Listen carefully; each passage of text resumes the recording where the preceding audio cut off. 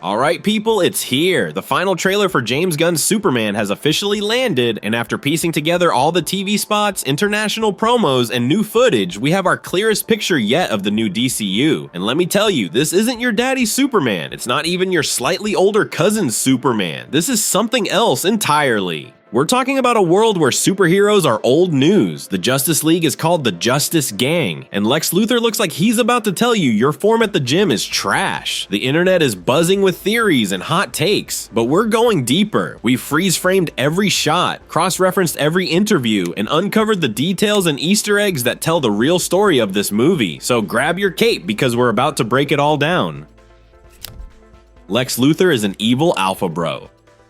First things first, let's talk about the man who wants to swat the big blue boy scout out of the sky. Nicholas Hoult's Lex Luthor. This final batch of footage gives us his mission statement in the clearest possible terms. We see him in his lab at Luthor Corp, watching footage of Superman and whining about it to his henchmen. His motivation isn't money or power in the traditional sense, it's pure, uncut ego. He cannot stand the idea of someone else being at the top of the food chain. This isn't the cartoonish real estate mogul of the Gene Hackman era, or the twitchy, philosophical tech bro of Jesse Eisenberg. This is a man whose entire sense of self is built on being the best, and Superman's very existence is a crack in that foundation. Thanks to a new interview with Hoult, we know exactly where he's pulling this from. He's inspired by a specific panel in the legendary All-Star Superman comic, where Lex gets absolutely jacked and brags that his muscles are real, earned through hard work, unlike Superman's, which were just inherited by flying to Earth. So, get ready for Gym Bro Lex, an obsessive alpha male genius who sees Superman as an unearned affront to his own perfection. It's a modern, terrifyingly recognizable form of villainy. James Gunn confirms this by stating that just like an all-star Superman, absolutely nothing bad happens in Metropolis during this movie that isn't connected to Lex Luthor's meddling. From the giant kaiju stomping through the city to the army of super soldiers, it's all part of his elaborate, violent, and deeply insecure plan to prove he's the real top dog.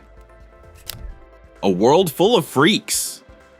Perhaps the biggest bombshell to come out of the recent press is a piece of world building that changes everything we thought we knew about this DCU. According to James Gunn, in this universe, society has been aware of the existence of metahumans for 300 years. Let that sink in. This isn't a world that's shocked by a man flying. This isn't a world that will debate for years whether Superman is a god or a monster. They've seen it all before. This is a world that has culturally and technologically adapted to the existence of superheroes. Gunn uses a fantastic analogy, saying that if you saw a shark man walking down the street, you wouldn't have an existential crisis. It would be more like seeing Paul McCartney walking down the sidewalk in New York. You'd be surprised, you'd probably ask for a selfie, but you wouldn't question the nature of reality. This completely reframes the entire conflict of the movie. The central issue with Superman isn't that he exists, it's how insanely, unfairly powerful he is compared to everyone else. He's not their first rodeo with a superhero, but he breaks the scale. This creates a society with established expectations, laws, and anxieties about how these powerful beings should fit into the social order. It's the perfect breeding ground for Lex Luthor's populist message of fear and control, allowing him to paint Superman not as a wonder, but as an unacceptable imbalance of power. Introducing the Justice Gang. For months, we've seen shots of Hawkgirl, Mr. Terrific, and Green Lantern guy Gardner together, and we all just assumed they were the first members of the iconic Justice League. Well, it turns out we were wrong. A promo revealed they are part of a group called the Justice Gang, and if you look closely at their uniforms, the logo isn't JL, it's JG, which, in a classic bit of self-aware humor, are the initials of one Mr. James Gunn. It's a funny, slightly irreverent twist that feels very on brand for Gunn's vision of the DCU. We also learned that this team is bankrolled by the charismatic corporate slimeball Maxwell Lord, who owns the Lord Tech company that sponsors the Metropolis Meteors baseball field where a huge three-way battle takes place. It seems Lord has put together his own team of heroes, likely for corporate or political gain, functioning more like a sponsored sports team than a league of selfless heroes. And it looks like they get put through the ringer, as one shot clearly shows poor Mr. Terrific lying unconscious in the grass while the villainous engineer stands over him.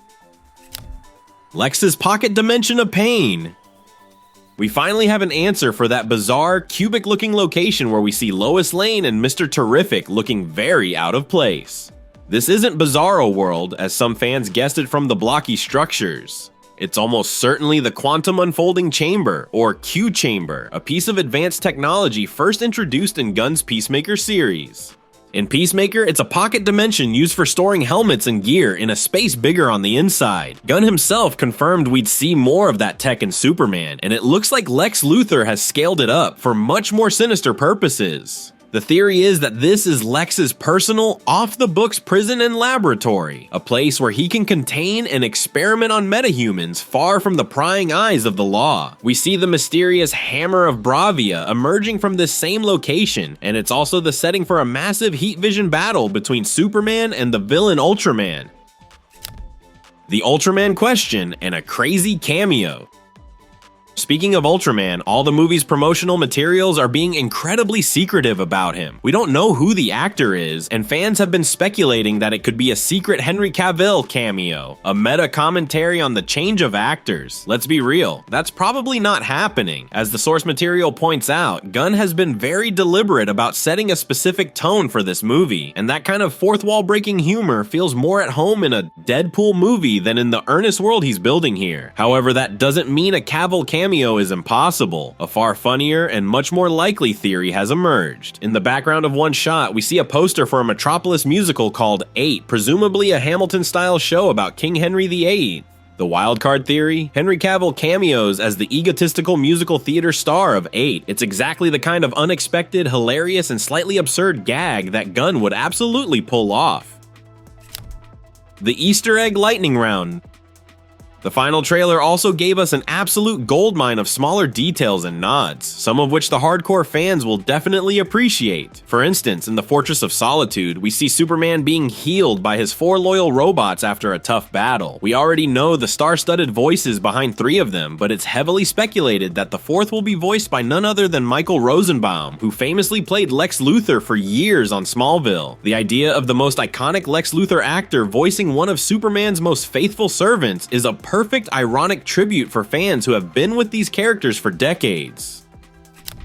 The world of the Daily Planet is just as rich with detail. Clark Kent's workplace rival, the obnoxious sports reporter Steve Lombard, is seen calling Clark a loser, but a closer look at his desk reveals he's a secret Superman fanboy. Pinned to his board is an image that is actually the cover of the iconic Superman for Tomorrow comic by legendary artist Jim Lee. He's all bravado, but secretly he idolizes the hero. Meanwhile, we get a modern update on Jimmy Olsen. A promotional newsletter reveals he gets his incredible, impossible photos of Superman in flight by using advanced camera drones that follow the action, recasting him from a simple photographer into a tech-savvy drone pilot. But it's the human moments that really sell this new world. We learn that Clark and Lois have been dating for 3 months by the time the movie starts, and we get a glimpse of their charmingly awkward romance. In one scene, Daily Planet gossip columnist Kat Grant asks Lois about the new guy she's seeing, and Lois affectionately calls him a little strange. The film then brilliantly cuts from this comment to a shot of Superman, this godlike alien being, at home in his fortress, dealing with the most common and relatable pet owner problem in the universe. His dog Crypto is over eagerly chewing on his boots, wanting to play. It's a perfect encapsulation of the tone Gunn is going for, epic in scale, but grounded in the simple, funny, and deeply human moments. If you haven't noticed it already, this isn't just an origin story. It's an immersion into a fully formed world. A world with a rich history, a unique sense of humor, and a version of Lex Luthor who is both terrifying and deeply pathetic. James Gunn is building a universe from the ground up, and every detail from the name of a superhero team to a poster in the background is part of a bigger, exciting plan. What was your favorite detail from the new footage? Are you sold on Gym Bro Lex? Let me know everything down in the comments. And for more breakdowns and news on everything you love, make sure you're subscribed to the channel. Thanks for watching.